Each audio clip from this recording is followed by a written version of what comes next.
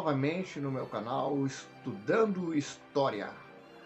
Bom, hoje eu vou falar um pouco da história do futebol dentro do contexto social e político. O futebol brasileiro, né? Lembrando que o futebol brasileiro, né, é remanescente, né, do futebol inglês, né? A fundação do futebol se deu na Inglaterra. Mas vamos falar aqui do futebol brasileiro. As origens dos clubes. Tá? O futebol, quando começou, ele era elitista, era para rico, era segregacionista. O futebol era racista, havia uma segregação étnica, racial e também uma segregação social. Era para ricos, brancos. E nós vamos ver no meio disso o surgimento de clubes populares, chamados clubes do povo, que fizeram contraponto a isso.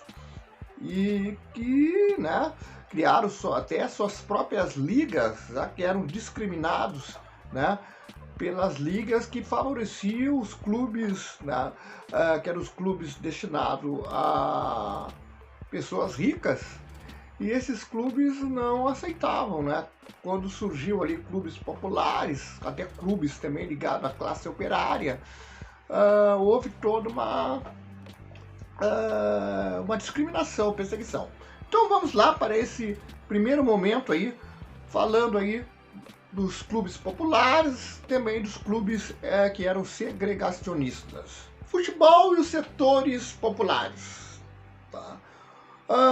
Vasco da Gama.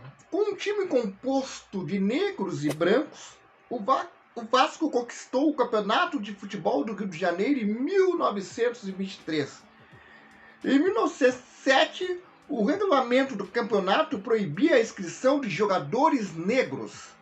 O Bangu, que contava com um jogador negro naquela ocasião, que era Francisco Carregal, retirou-se da competição para retornar apenas 5 anos depois. Nos primeiros anos, a prática do futebol era restrita às elites brasileiras, da mesma maneira que a política. Então havia toda uma segregação, né, política, social, na questão de segregacionar tanto, né, os pobres como também, né, pessoas que não eram da etnia branca. Os negros, né, não eram aceitos, tá? Dentro desse contexto do futebol. A proliferação de clubes e times de futebol pelo país obedeceu basicamente a duas grandes tendências. De um lado, a formação de equipes do interior dos grupos dominantes, orientada pelos valores do cavalheirismo. As fronteiras sociais do futebol começaram a ser transpostas desde cedo com a formação de times improvisados pelos setores populares. Sem os equipamentos adequados, jogando com bolas desgastadas e até mesmo improvisadas em terrenos ainda não ocupados pelo processo de urbanização, o futebol dos grupos subalternos tornava-se um modo de representação da existência negada em outros campos sociais. E alastrava-se incontrolavelmente pelos subúrbios proletários. Em pouco tempo, uma série de clubes foram constituídos por iniciativa de pequenos comerciantes, operários e artesãos das grandes cidades. O Internacional, né, Futebol Clube de Porto Alegre, surgiu, né, em 1909, o Corinthians em 1910, tá? São os clubes populares que surgiam contrapondo ao racismo e ao elitismo, né, dos ricos, em não aceitar pobres, negros, né, pessoas que não fossem da etnias brancas. Lembrando que em Porto Alegre nós tínhamos o Grêmio, que foi fundado, né, por descendentes de alemães, e só aceitava em seus quadros pessoas brancas que fossem descendentes de alemães. Tá? Por outro lado, a criação de clubes vinculados a empresas que recrutavam operários para seus times também afrontava as barreiras sociais erguidas no futebol. Bangu em 1904, Juventus em 1924.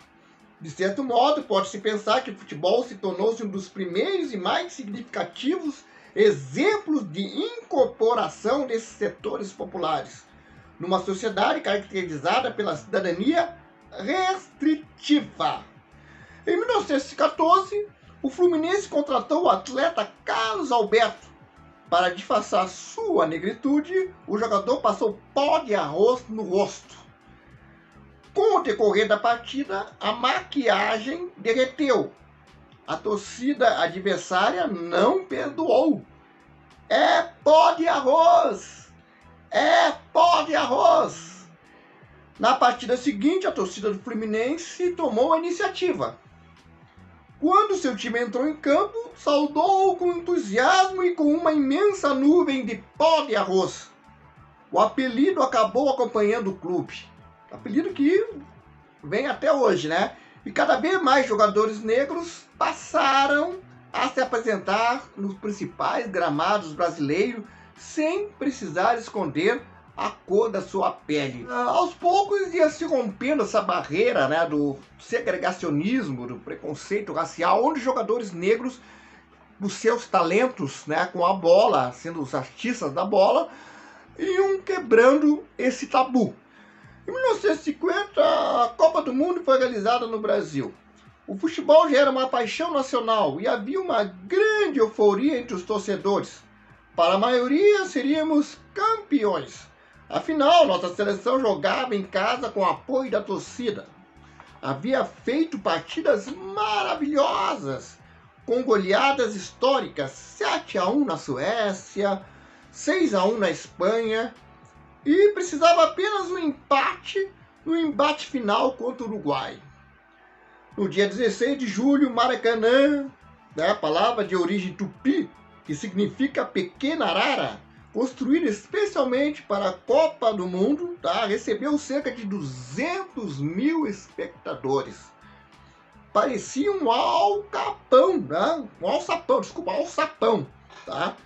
Na véspera da final, a concentração do selecionado nacional foi visitada por políticos como Adhemar de Barros, PSP, do Partido Social Populista, governador paulista, candidato ao Senado, e Cristiano Machado, do PSD, tá? Candidato à presidência da República, que faziam candidato a presidente da República, que faziam discursos e tiravam fotos com os campeões do mundo. Tá aproveitando, né, o contexto da popularidade do futebol, a seleção estava em alta e a Copa do Mundo era no Brasil, né, se aproveitando desse contexto para usar o lado político. Mas o Brasil perdeu por 2-1 para a seleção uruguaia, que se sagrou bicampeã mundial. Já havia ganho a Copa de 1930, né? O Uruguai ganhou em 1930, que foi disputada lá no seu país, tá? A partir de então, a seleção brasileira, que jogava com as camisetas brancas e calções azuis, mudou seu uniforme, passando a vestir camisetas amarelas. A seleção canarinho traria mais alegrias no futuro, quando tivesse entre seus jogadores o extraordinário Garrincha, nome, aliás, de um pequeno passarinho de canto bonito que não se adaptava ao cativeiro. Galera, nessa parte dessa Copa do Mundo, né, marcada pela decepção na final, onde o Brasil perde, né, de virada para o Uruguai, né, há uma tristeza imensa. Mas, futuramente, anos a mais ali, o Brasil, né, vai dar a volta por cima e vai conquistar lá os seus primeiros títulos. Entre 1954 e 1956, o Brasil foi governado por 5 presidentes: Getúlio Vargas, Café Filho, Carlos Luz, Nereu Ramos e Juscelino Kubitschek. A seleção brasileira teve no mesmo período 6 treinadores diferentes: Zezé Moreira, Vicente Feola, Flávio Costa, Oswaldo Brandão, Silvio Pirillo e Pedro Rodrigues. O clima de instabilidade após a morte de Vargas era semelhante ao da seleção brasileira após a Copa de 1954. Imagina, né? A seleção brasileira acabava refletindo o contexto político-social do país. Os bons resultados do governo Juscelino Kubitschek influenciaram o futebol. Planejamento tornou-se a palavra de ordem da comissão técnica, sob comando de Paulo Machado de Carvalho, encarregado de organizar a participação do Brasil na Copa do Mundo de 1958 na Suécia. A seleção teve como base nas duas principais equipes do país, o Botafogo do Rio de Janeiro, que era o Botafogo de Garrincha, de Nilton Santos, Didi, e o Santos de Pelé, Zito e Pepe. E o jovem Pelé, que se estreava aí na Copa, né? Pelé é de apenas 17 anos. Pouco antes da Copa, a seleção do Brasil participou de um amistoso na Itália contra a equipe da Fiorentina, um clube italiano. O time brasileiro vencia por 3-0. Garrincha já tinha dado dicas incríveis em Rabote, seu marcador. Em um dado momento da partida, Garrincha pegou a bola pela ponta direita, mexeu o corpo para o lado, deixou a bola parada, Rabote correu atrás do driblador infernal, Garrincha voltou, pegou a bola, livrou-se de Rabote. Veio outro jogador italiano, foi driblado também. Depois mais um. Na área, Garrincha driblou o goleiro. Podia fazer o gol, mas viu o Rabote voltando correndo em sua direção. Desesperado. Com um rápido movimento, Garrincha tirou o corpo, Rabote passou em disparada. Bateu com o rosto na trave. Caiu. Garrincha entrou devagar dentro da meta adversária, deu um leve toque. Fez o gol, pegou a bola, botou debaixo do braço e voltou andando para o meio de campo. Garrincha, com isso, ele provocou uma gargalhada no campo, tá? E também foi visto assim como um ato de deboche, né, de falta de respeito, mas o público ali que estava assistindo, até o público, né, torcedores adversários, caíram na risada e até aplaudiram essa jogada dele. Então aqui, né, segundo o relato, até mesmo os torcedores italianos caíram na gargalhada, né? Mas ninguém foi abraçá-lo. Os jogadores brasileiros gritaram com Garrincha: moleque, não pode brincar, tem que jogar sério, você podia ter perdido o gol. No vestiário as broncas continuaram. Foi chamado de irresponsável, era visto como incontrolável, seu comportamento era difícil, punha apelidos em todos. Brincava com jogadores e com membros da comissão técnica. Provavelmente por tudo isso, Garrincha não participou das duas primeiras partidas da Copa. A comissão técnica preferiu colocar em campo um jogador mais disciplinado, mais previsível, que obedecesse às orientações táticas. O Brasil estreou com a vitória de 3-0 frente à Áustria. No jogo seguinte, um empate sofrido contra a Inglaterra, sem gols. A seleção precisava vencer o terceiro jogo contra a poderosa União Soviética. O técnico escalou Garrincha. Brasil 2-0. A partir desse momento, Mané Garrincha tornou-se titular. A seleção ganhou todas as partidas, 1-0 sobre o país de Gales, 5-2 contra a França, 5-2 na final contra a Suécia. O Brasil sagrou-se campeão do mundo. Garrincha costumava deixar os seus marcadores desnorteados, com seus dribles e sua ginga de moleque que brincava com a bola. De volta ao Brasil, a seleção desembarcou no aeroporto Galeão e desfilou-se sobre um veículo do Corpo dos Bombeiros. Os jogadores foram tratados como heróis da pátria. Foi um show, né? Nessa Copa que o Garrincha deu. O Brasil sagrava-se primeiramente, né? A primeira vez campeão do mundo. E surgiu ali também o jovem Pelé, né? O Pelé, o eterno Pelé, né? Grande Pelé. A Copa do México de 1970. De maneira surpreendente, em fevereiro de 1969, 2 meses após a edição do AI-5, o jornalista João Saldanha foi escolhido como técnico da seleção brasileira. Lembrando que esse período era o período já de ditadura no Brasil, né? Havia acontecido um golpe em 1964 que derrubou o governo do João Goulart, o Jango. Então nós estávamos aí num período ditatorial, a ditadura militar. Continuando o assunto então, além da pequena experiência como treinador, né, que o João Saldanha tinha ali, mas ele mantinha estreitas ligações com o PCB, Partido Comunista Brasileiro. Aí você vai vendo, né, o que acontece, né, com a questão do João Saldanha, né? Ele tinha estreitas ligações com o PCB, vai ser alvo, sim, né, de perseguição dos militares. O técnico conseguiu classificar a seleção nas eliminatórias, tá? Mas não comandou a equipe no Mundial. Foi demitido e substituído pelo ex-jogador e bicampeão mundial em 1958 e 1962, o Zagallo, né? O Zagallo que jogou com Garrincha e jogou com Pelé, e depois veio a ser treinador em 1970. Mário Jorge Lobo Zagallo, né? Especula-se que, diante da pressão do presidente Médici para que convocasse o jogador Dario do Atlético Mineiro, Saldanha teria respondido: ele escala o seu ministério e eu escalo a seleção. Dario foi convocado por Zagallo. Saldanha iria ao México só como comentarista esportivo. Então, só imagina, Saldanha foi confrontar, né, o Médici, em sua razão mesmo, porque o Saldanha era o técnico. E como técnico ele escala quem ele quer, né?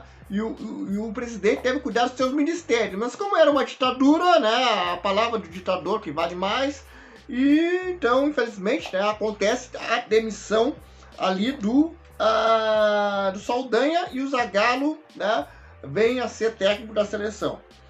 Em 1970, a população brasileira somava cerca de 90 milhões de habitantes.